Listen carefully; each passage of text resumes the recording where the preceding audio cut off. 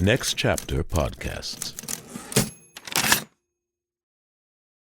This episode is brought to you by Amazon. Sometimes the most painful part of getting sick is the getting better part. Waiting on hold for an appointment, sitting in crowded waiting rooms, standing in line at the pharmacy, that's painful.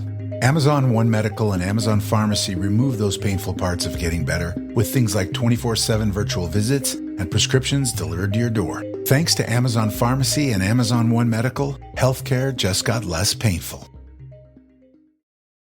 This episode is brought to you by Indeed. We're driven by the search for better, but when it comes to hiring, the best way to search for a candidate isn't to search at all. Don't search, match with Indeed. Use Indeed for scheduling, screening, and messaging so you can connect with candidates faster. Listeners of this show will get a $75 sponsored job credit to get your jobs more visibility at Indeed.com/SBO. Terms and conditions apply. Hi, my name is Michael Goodfriend, and I'm the executive producer of the Play On podcasts.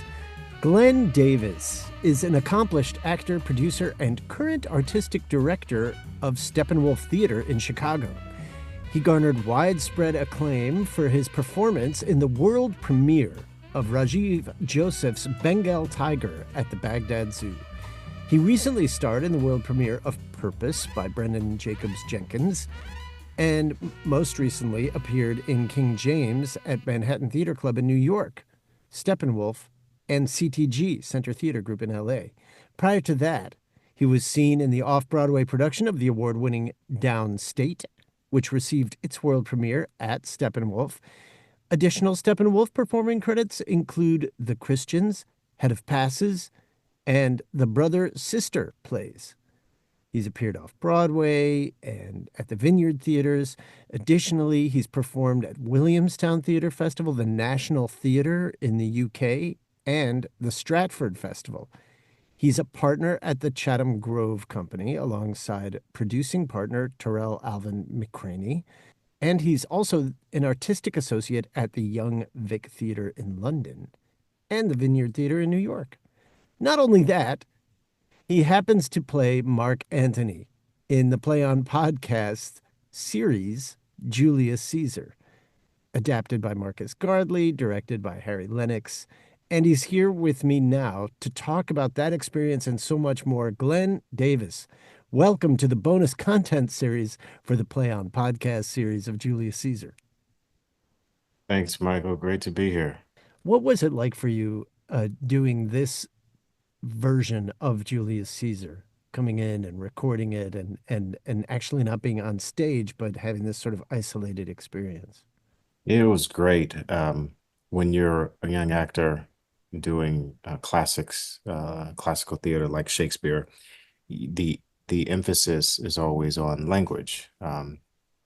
You want to be able to honor the meter. You want to be able to speak the speech, as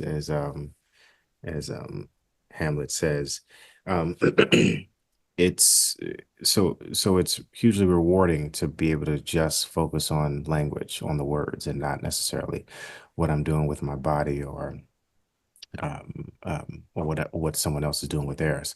So because I was on a microphone doing it on a recording, voice recording, as we were, it was kind of freeing. I could do whatever I wanted to physically in the room and just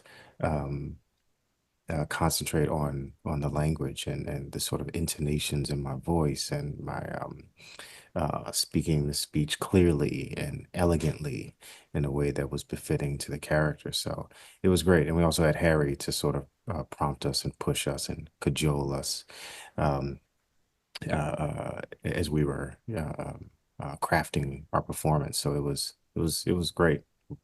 You know, Mark Antony has some of the most famous speeches in all of English literature, right? Friends, Romans, countrymen. What do you do as an actor? Is that intimidating to know, okay, I'm going to give this famous speech, or how do you personally approach it and approach that mountain? I think it can be if you get in your head about it. I think that for myself, it's y- there's a trajectory that the character is on, and so I think that we were really um, fortunate that we got a chance to go through the play as it is, and so I was able to build the momentum of the character scene by scene, and although I wasn't doing it all in one take, I had the sort of muscle memory of what was the last moment Mark Antony was in, where is he meant to go? So I could actually craft and graft a performance onto um, language, and so it felt like I said, freeing rather than um, sort of daunting, um, as it might have been if I was on stage and I knew I gotta hit this moment, I gotta get to this place. And this in this iteration, you know where you need to go, but again, all artifice is taken away, all necessarily in quotations performance is taken away. You can just concentrate on the words and where he is psychologically, and also you're in a booth, so um, whereas if I was doing it on stage, even on film, I might be thinking in my head, okay, this has to look a certain way, right? Mhm. I'm going to give this great speech. I have to make sure they see me as this guy. I walk like him. I feel like him. You know, the tenor of the performance is befitting to what everyone knows Mark Antony should be walking into the room with. In this iteration, it was just focus on the ideas, Mhm. you know, and that was pretty satisfying.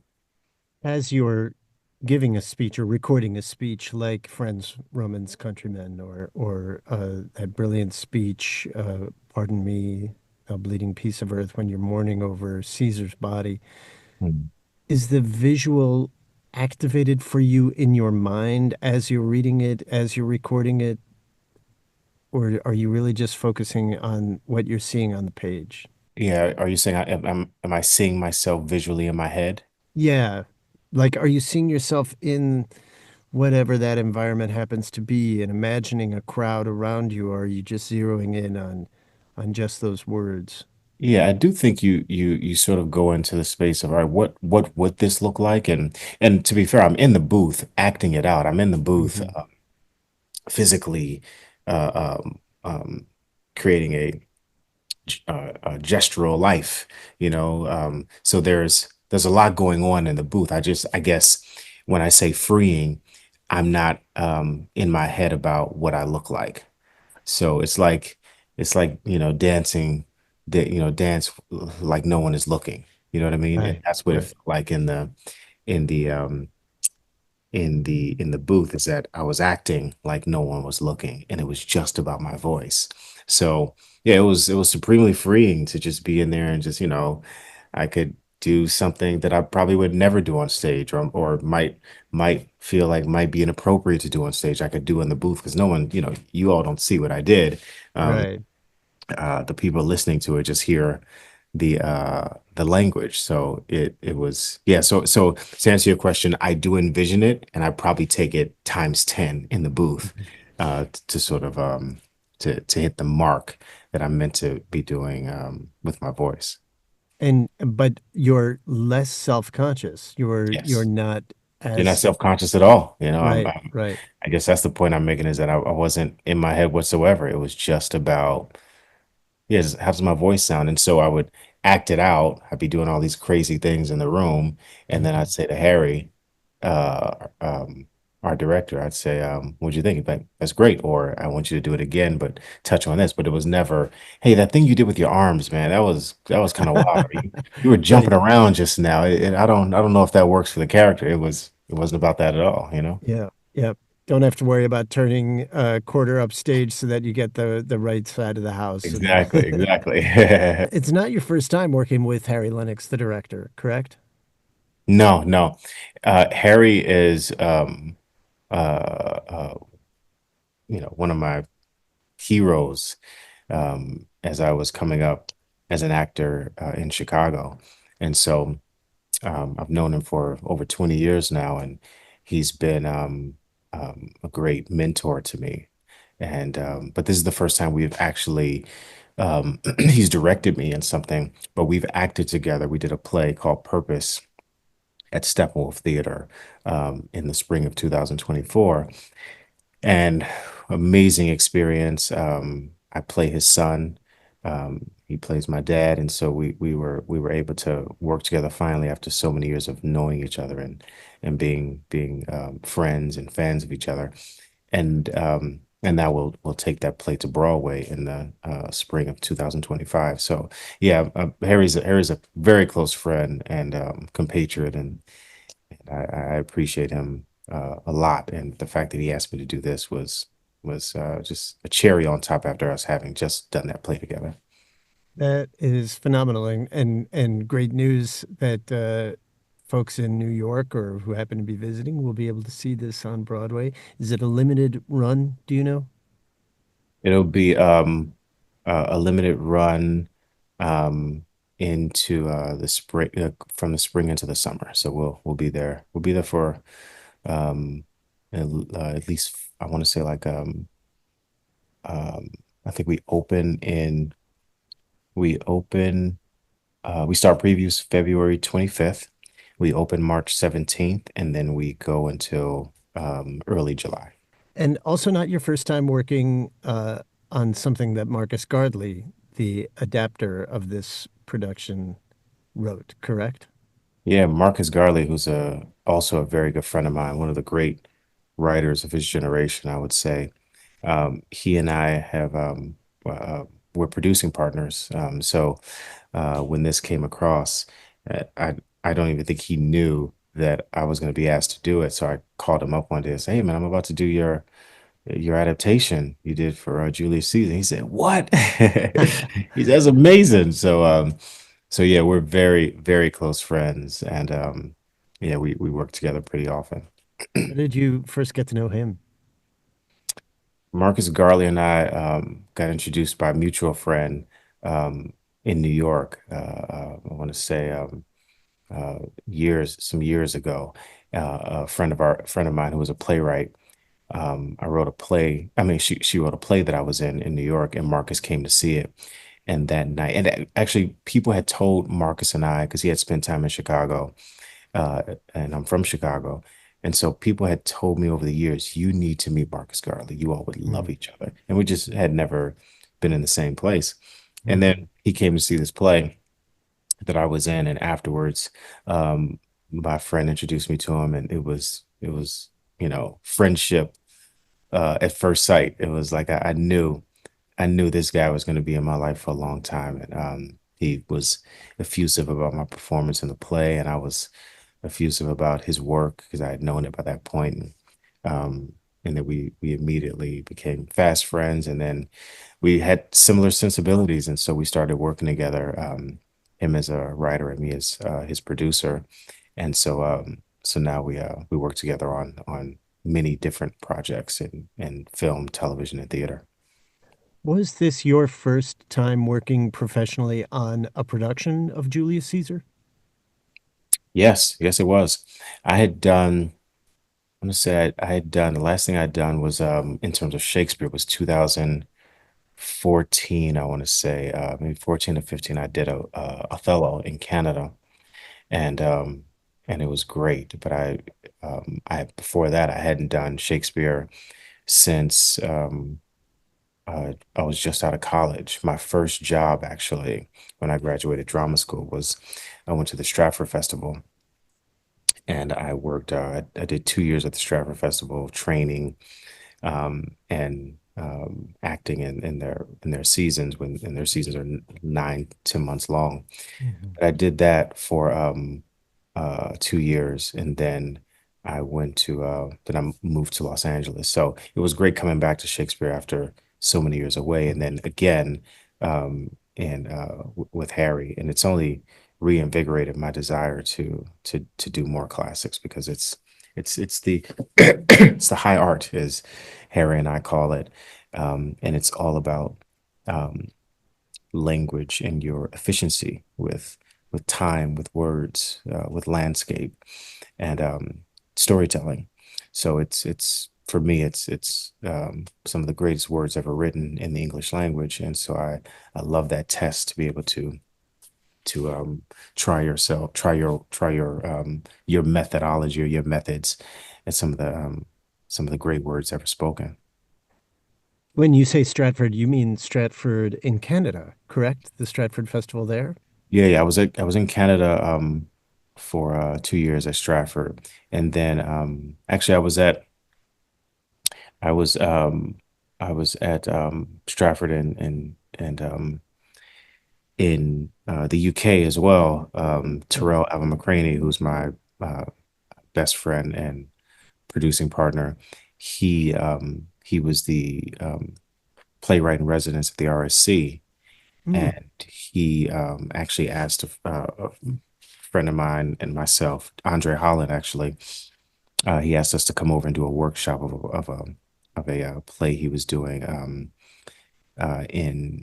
in at the RSC some years ago, and so I'd gone over, and so I did work at the RSC officially, and mm. but the 2 years was at Stratford in Canada in Ontario. What was it like working in Canada as an American actor at Stratford? What can you describe sort of your experience there, the feelings you had when you arrived, how you kind of settled in, what the workflow was like, things like that? Yeah. Well, this was I was just out of school, and so I didn't know what to expect. I just knew at the time and I think they still do this practice, but they have a conservatory called the Birmingham Conservatory for Classical Theater Training, and they bring up one it's for Canadians, but they bring up one American actor every year to be a part of this company. And Mm, so um, I was um, I had just graduated from school, and it was actually I wasn't graduated from school. I was in my last like month of school, and I was trying to figure out what was going to be my next step, my next journey in my career in Stratford. I went and auditioned for them here in Chicago. They came down. I remember the guy's name was Richard Burnett, was the artistic director at the time, and he came down. And in the room, he had me do two monologues. In the room, he said to me, "You're the guy, or you're the mm, person. Do you wanna come up?" And I thought he was just joking. I was like, mm. sure, yeah, I'd love to come up. And I didn't hear from anyone for like a month, and then he came back to, or maybe I hadn't heard someone. It was like, yeah, it was like June. I didn't hear from someone till like August. And then they say, yeah, so we want to bring you up in, September, October, whatever it was. And I said, oh, you all were serious. They were like, yeah. So I had to very quickly I had to go visit Stratford to see if I could even like this place because I had never been. Uh-huh. I went and it was sort of classical theater paradise, some great actors. Um, Christopher Plummer was there at the time. I want to Mm, say doing King Lear. Um, uh, Bill Hutt was doing a play. He was playing Prospero. mm, It was great. It was just a magnificent time. So I'd gone up. I went up for the first 20 weeks. You just train every day, mm. and they pay you to train.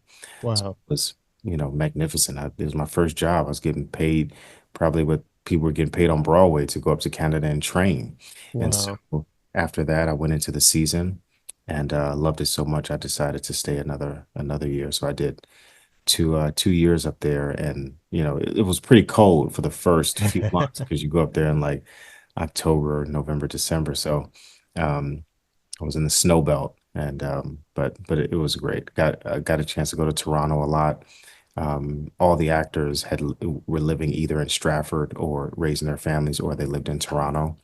So I Mm. got to know that community very well, and I think Slings and Arrows was out at the time, so I watched a bunch of Slings and Arrows because it was based on Stratford.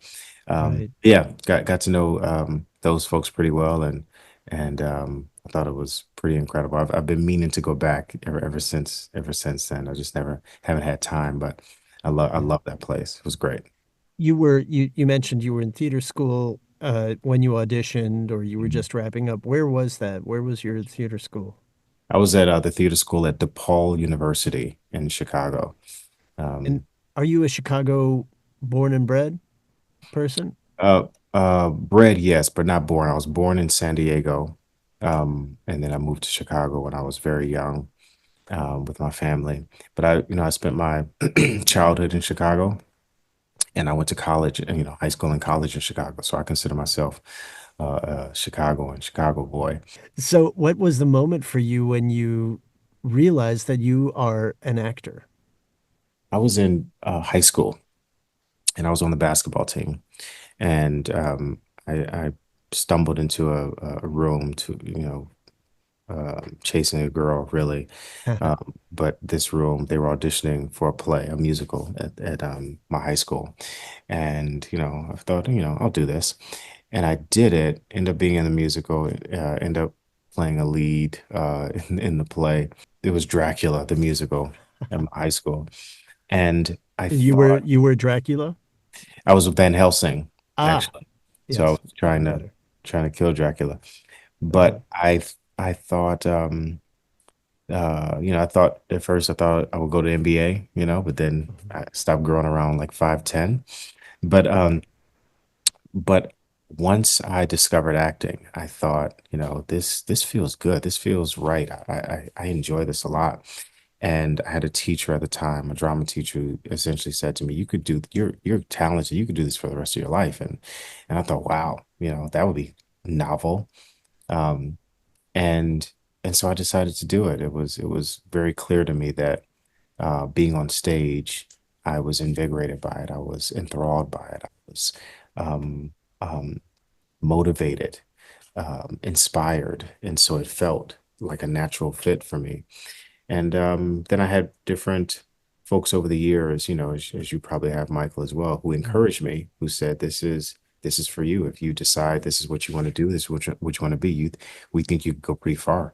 And I think my grandfather, who was very instrumental in my life, he's now passed away, but I remember saying to him, I want to be an actor. And he said, well, if you want to be an actor and you're in Chicago, you got to go to Steppenwolf. And Mm. so that's what I did. I went to Steppenwolf, and it was it was um, uh, perfect. It was perfect. I walked into the room, and I was auditioning for Austin Pendleton to be in his acting class. And Wow. I got in. I was the youngest one in there. I was the only black kid. I was like, I don't know how why I'm here, what I'm here to do, how I ended up here. But I was in his class, and he was the first person in the professional world to tell me that I was really talented. And so from then on, it was, I never looked back. I said, the stuttering lawyer from My Cousin Vinny just told me I'm talented, I'm gonna do this. So And how old were you at that time? I would say I was just out of high school, so I was probably 18, And you 18. had your grandfather's encouragement. Was he in the arts? No, my grandfather was in politics. He was in city politics in Chicago. It was Mm. politics and real estate. He was the director of real estate for Cook County, which is the second largest county in the country, and Mhm. the county which Chicago sits. But he was a great man, and I loved him. He was actually friends with Harry after through me. We all Oh, would, hang out sometimes. Um, but he was the person who first encouraged me to um to follow my dreams. And so while he didn't have a lot of knowledge about the business, he knew Steppenwolf. And I often think, right. I say to my grandmother now, if my grandfather knew that I was now the artistic director of Steppenwolf, he'd blow his mind. I think to myself, he's somewhere smiling, Yeah. looking down on me. But Is yeah, this your dad's dad or your yeah, yeah. mom's dad? My dad's there, yeah. And dad was he around as well? Yeah, yeah. Dad's around. He was in the Marines, and that was where I was born in San Diego. Mhm. Um, but not in the arts, and didn't really have really any entry point or vantage point for sort of the artistic virtues that I was interested in. And he's yes, still around, great guy. We talk often, but yeah, How do you he's take it? surprised by it all. Yeah, I always call it the sort of the coming out, right? The actor comes out to his family. Did he take it okay? Oh yeah, yeah, yeah. He's Yeah. like, whatever makes you happy, son. Whatever makes you Okay. happy. I actually was going to before I knew what I wanted to do. I was thinking I would go to the Marines like my father did. And but luckily I ended up finding this art form, and it's taken me all around the world. So I'm thrilled. And mom, was she Yeah. part of the, yeah? Yeah, Uh, mom is here in they both live in Chicago. They're both remarried, but um my mom is also has always been a huge encouragement, and yeah, they're proud. So they come to see the shows. It's great being here in Chicago because they both live here, and so they can both come see shows. Whereas when I'm in New York or I'm in LA, it's just harder um, for them to get there. So, but yeah, yeah. it's they come down the street, see a show, see their son at Steppenwolf, or see a show that I produced, and they're pretty great. The search for truth never ends. Introducing June's Journey, a hidden object mobile game with a captivating story. Connect with friends, explore the roaring 20s, and enjoy thrilling activities and challenges while supporting environmental causes. After 7 years, the adventure continues with our immersive travels feature. Explore distant cultures and engage in exciting experiences. There's always something new to discover. Are you ready? Download June's Journey now on Android or iOS. It's an extraordinary thing to be the artistic director of such a renowned theater. Steppenwolf has won so many awards. It's legendary in the regional theater lore, launched so many incredible careers. How did this happen for you? Did you go looking for it or did it come to you? No, it's we were in the midst of the pandemic. Yeah, no actor ever grows up saying they want to be an artistic director. It's just not. It's not something that you look to do. You most actors want to do the craft, and Hmm. and either film, television, or theater, or all three. Um, and you sort of you're a hired gun in a lot of ways, and Hmm. so this was sort of not in the cards for me. But I think that once I started producing in film and television, I think that I started to understand what it takes to put projects together, the alchemy, like very well, Yeah. Mike, at this point, the alchemy of what you're putting together has so many elements that you have to consider. Um, it's not just casting, it's not just designers, it's not just folks backstage, it's stage management, it's the community, it's what do people want to see at any given moment. Hmm. um, it's your board you're in conversation with. It's your fellow artists, the fellow company members. So there's a lot of things to consider, and through producing in film and television, I was able to first to understand that is that it's hugely collaborative, and it's not just you know one person making a decision at a studio or a network. It's a whole host of folks that have to chime in and give their opinions, notions, ideas about what you should be doing. So it wasn't too dissimilar from what I was doing. And so when the company asked me to step in as artistic director, um, I thought to myself, I would love to do this, but I don't know if I could do it, solely because I have so many other interests in film and television, and also I'm an actor. So I we this company did a vote, and they voted myself and Audrey Francis. We got the most votes, and so I called up Audrey on a Friday, and I said, "Hey, would you ever want to do this with me?" And she said, "Yeah, that'd be great." I said, "Well, take the weekend to think about it just to make sure. Let's talk on Monday. If you're still into it, let's do it together." And so that's what we did. And so we are both artistic directors, and we have different skill sets that we put to use on a daily basis for the company. and it feels great. It's a ensemble theater being led by two ensemble members and with the spirit of collaboration. And I'm going to do Purpose in New York for 6 months. She's going to do Noises Off in Los Angeles for a couple months.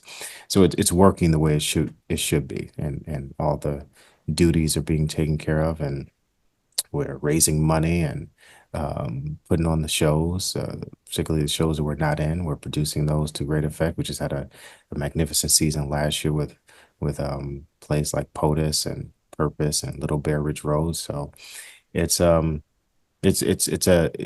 it's not something I ever sought out to do, but I'm so glad the opportunity came my way because I'm really enjoying it. And has it all, it's an basically it's an actor driven theater company and Yeah. always has been, correct? Yes, exactly. So the artistic director or the sort of the leadership has always emerged from the acting ensemble. Yes, always. And that's one thing we would like to keep in place is that it's an ensemble of actors, directors, and writers. And we've always had someone from inside the company lead the company.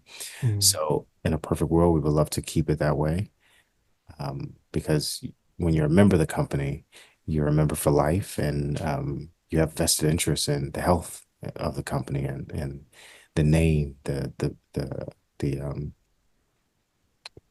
brand itself.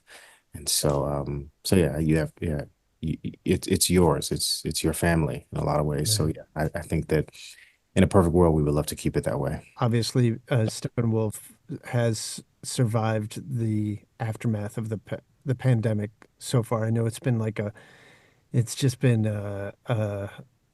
like a, I don't know, slaughterhouse out seeing all these incredible theater companies uh, come crashing down.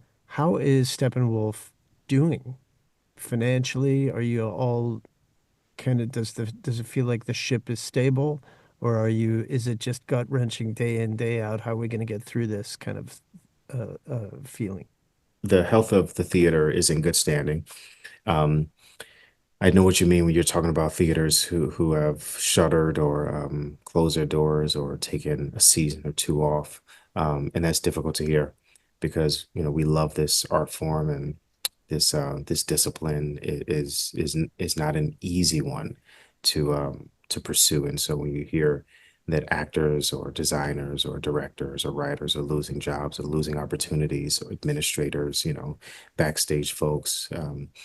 It's pretty difficult because our industry has been sort of really has suffered since the pandemic.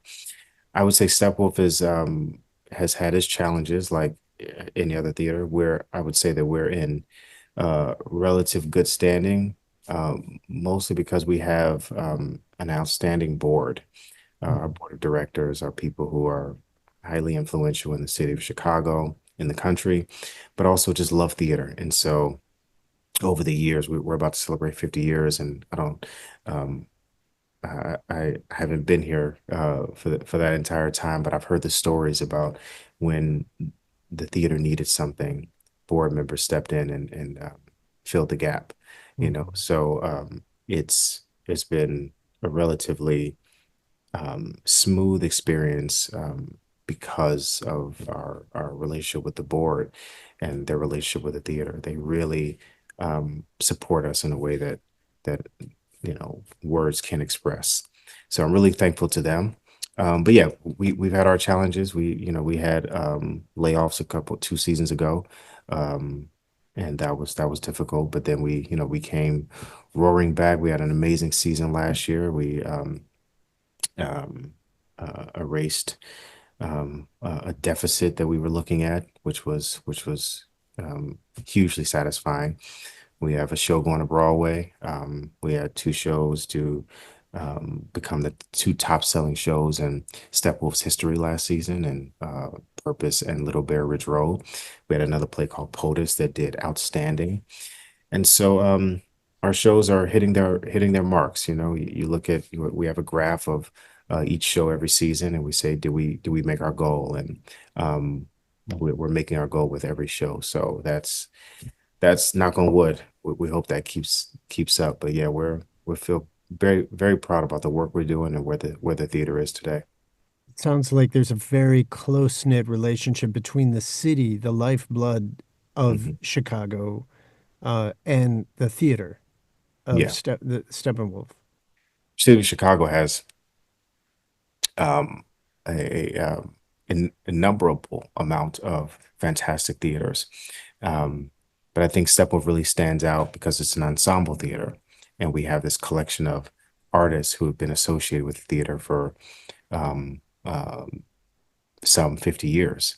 And so when you look up and you have Joan Allen and John Malkovich and Gary Sinise and Jeff Perry and Terry Kinney and Laurie Metcalf, um, Tina Landau and Anna Shapiro. You have all these amazing artists who are working on Broadway, who are working in television and film. Rajiv Joseph, Carrie Coon, Terrell Alvin McCraney. You have folks have won Tonys, Oscars, Emmys. You have these folks who all call this place home, and they come back here. I think that that's um, being able to, if Steppenwolf was started today, there's no way you could keep sort of uniformity. There's no way you could keep folks to continue to come back because people are being pulled in different directions. But the way Steppenwolf started off, where you had this crew of folks, calling the first 8 to 10 members of the company, who all had enormous success, but also were living in Chicago at the time and didn't let that success take them away emotionally, psychologically, spiritually away from the company. That wouldn't happen today. First sign of success today, and you're in a market that's not New York or not LA, but even if you were, um, you're beholden to your own ambitions. And Right. this group of folks really was beholden to the spirit of the company. And so that has endured over 30, 40, 50 years for a lot of these folks, and that you cannot duplicate. So it was lightning in a bottle. I'm thrilled that I've been a part of this journey for my short time period, and looking forward to continue on. When you say you keep in touch with the community to really kind of keep a sense of what they want to hear, the types of stories they want to hear, how do you do that, Glenn? Do you talk to folks? How do you get that kind of direct interaction with the people that you want to bring into the theater and see to it that they actually end up there? Yeah, I have people on my staff who are dialed into the community. I'm dialed into it, obviously. Hmm. We all have conversations, and we have um, um, various folks that we check in with, my counterparts at other theaters, Hmm. um, other artistic directors, other executive directors, artists who I'm associated with, who are part of the company, some who are not. So I think that the community shows up, to opening nights. They show up to the theater um, regularly. So sometimes I'll just go downstairs and I'll just watch a show, for the Hmm. first 30 minutes, an hour, and listen to what people are saying at intermission, right? Mm. They really love this thing, or they didn't like this thing, right? And the goal is not to make everyone happy. The goal is to challenge people, Right. challenge folks. And that's what you come to Steppenwolf for, even in the humor that we bring. Even if we do a farce, we want you to feel challenged, and we want you to feel like the normalcy of your life is being broken up and you're thinking about something different or new. So it's it's a great place to be at Steppenwolf because we do have um, we have the vantage point of so many different communities. Um, Critics are another group of folks that we have to be in conversation with to some degree. So, with the staff that we're in conversation with every day, the community folks who come into the theater, new to file folks who've never been to Steppenwolf and they're seeing a show for the first time. I want to know what they're looking for. I want to know what they're interested in. And we put on other events at Steppenwolf besides plays. We bring in comedians. We bring in one woman, one man shows. So we have front bar that people can come to and have a drink after the show or during the week before the show. So there are a myriad of ways that we keep in touch with folks. You mentioned that your grandfather was involved in Chicago politics. When we were recording this series, it was the height of the presidential election, Donald Trump and Kamala Harris. What's the vibe now in Chicago politically and culturally? What do you have a sense of what people are hungry for? Do they want comedy? They want to forget everything? Do they want to are people despondent or it's Barack Obama's hometown as well? Do you have a sense of what people want to hear about now that we're on the pretty much on the eve of the second Trump administration? Yeah. I would say I won't pretend like I am in those circles in terms of the politics of it all. I would say the community, Chicago is a democratic city, and Illinois is a blue state. And so, folks were really hoping for a different outcome in the election. But I think that they're also resilient. And so I think that there are people, I haven't seen despondency. I haven't seen people being downtrodden. I saw that when the election results first came in, folks were disappointed. But I think that, with two options, you have to prepare yourself for your guy or your girl doesn't win. And I think that what I've seen is a groundswell of folks saying there's more work to do.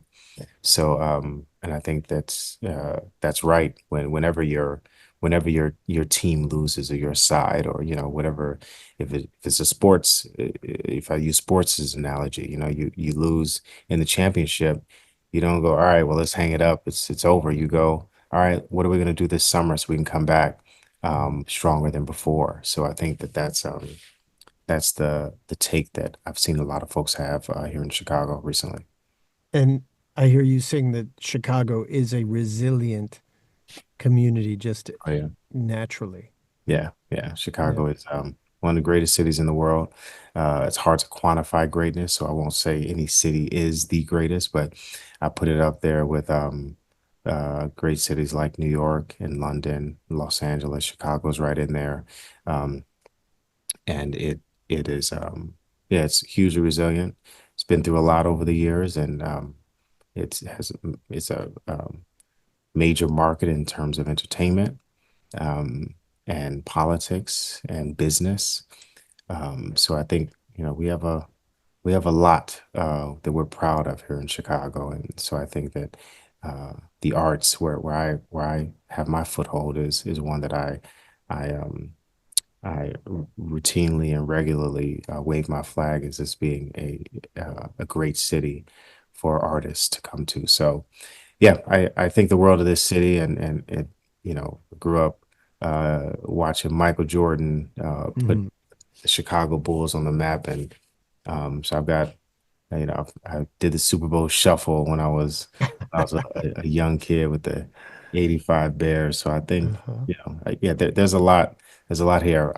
As you said, Barack Obama, Oprah Winfrey was here for a long time. There's Steppenwolf. There's you know, all the arts organizations in this town. It's hugely resilient, and it's pretty amazing. And Julius Caesar is an incredibly political play. Mm. It's politics through and through. What about Mark Antony speaks to you both, as a politician, and just as a human being? What do you connect with in him? And do you think that he's also got some flaws? I would say Mark Antony is, yeah, we all have flaws. So I think that Mark Antony, I think of him, if anyone has seen Game of Thrones, which is a show that I loved, I think of Yeah. Mark Antony in the same way that I think of Ned Stark. And Mm. that is, he's a good man and maybe too good,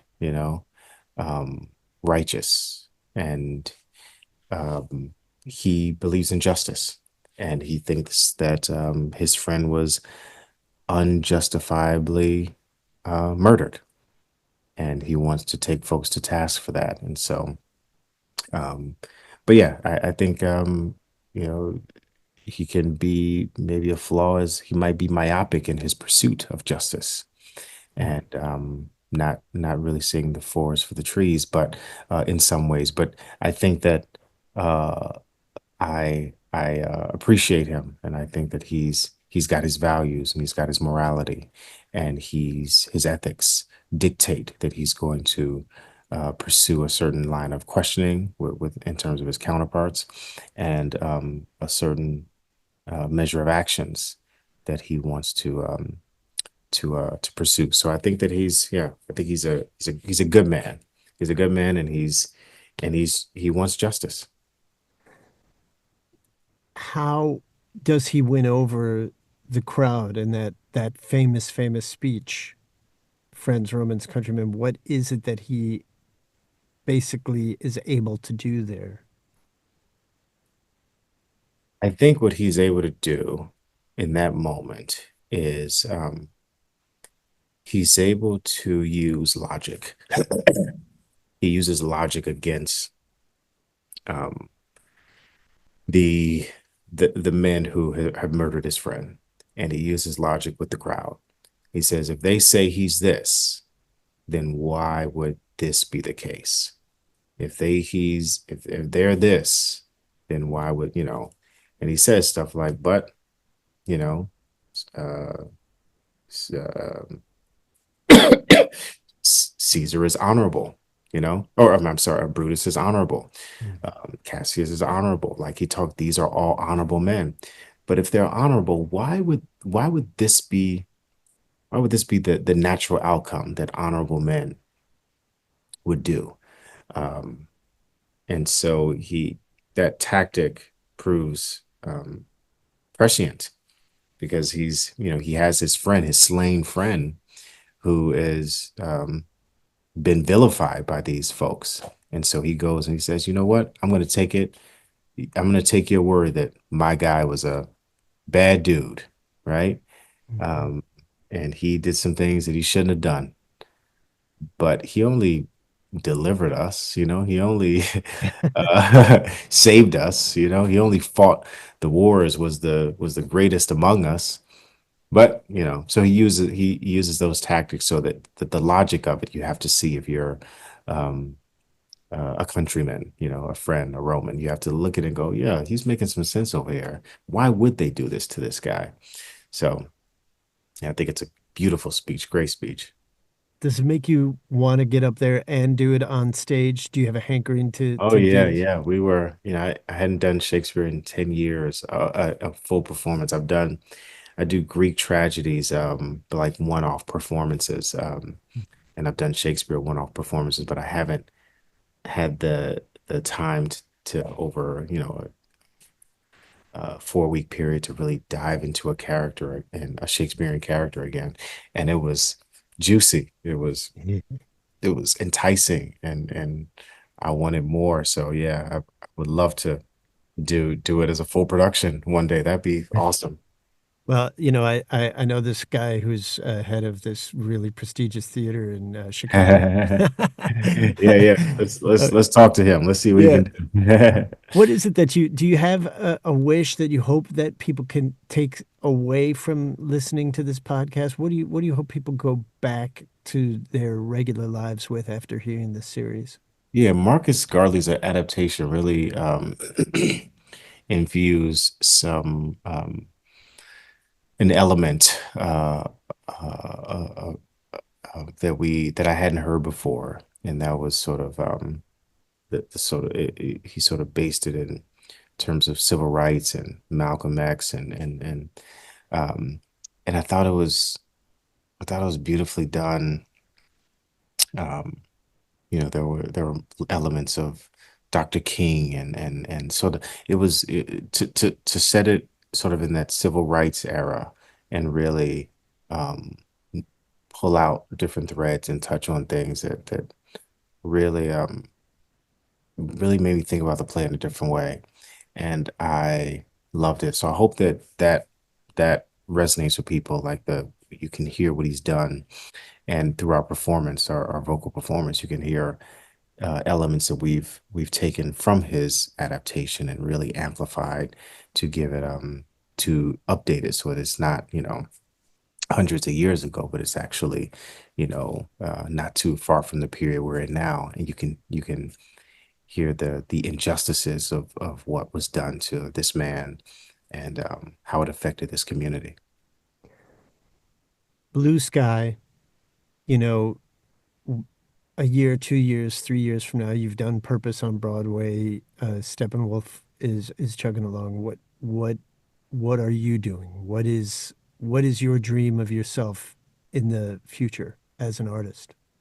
Yeah, I'll be here. I'll be here at Steppenwolf for a few more years, and hopefully that'll be continue to be great. Um, and then I have a production company with Marcus Gardley, and I have a production company with Terrell Alvin McCraney. And so, in producing those two great artists of my lifetime of my generation, um, I imagine that's going to continue to keep me very busy. And then I'm also an actor myself, so I have a television show that I'm producing, that I'm in. I have a few more that I'm producing, and we have films that we're doing. So, and then I'm a member of Steppenwolf. So even after I leave, I'll still call them up and say, "Hey, I want to come do a play." Um, so yeah, I imagine I'll continue to be busy between theater acting and film and television acting and producing and film and television as well. And podcasts. You're going to keep doing And podcasts. podcasts. And podcasts. With Next Chapter podcast, no Yeah, less. I would love that. Yeah. Well, let us be your proof of concept provider. Done. Done. That's the plan. Glenn Davis, what a pleasure to talk to you today. Thank you so much for your time and your talent and your intelligence, and for just illuminating what the process was like for you and just what it is to be a producing, artistic person in such a rich community as Chicago. You help enlighten us all. Thank you so much. Thank you, Mike. I appreciate you taking the time. You've been listening to the Play On Podcast bonus content series.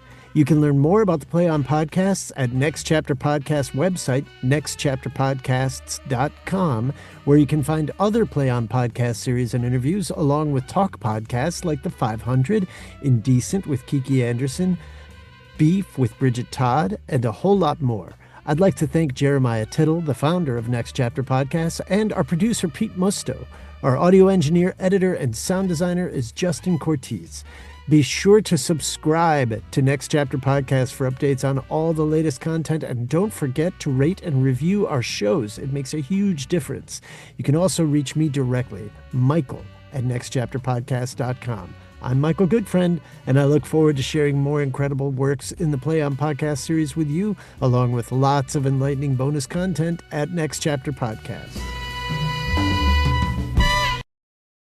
You just realized your business needed to hire someone yesterday. How can you find amazing candidates fast? Easy. Just use Indeed. Stop struggling to get your job post seen on other job sites.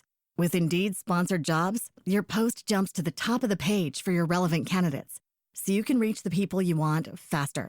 According to Indeed data, sponsored jobs posted directly on Indeed have 45% more applications than non-sponsored jobs. Don't wait any longer. Speed up your hiring right now with Indeed.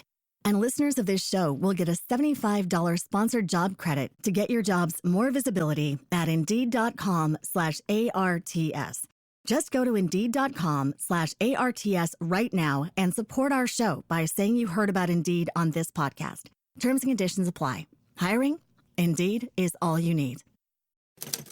Next Chapter Podcasts.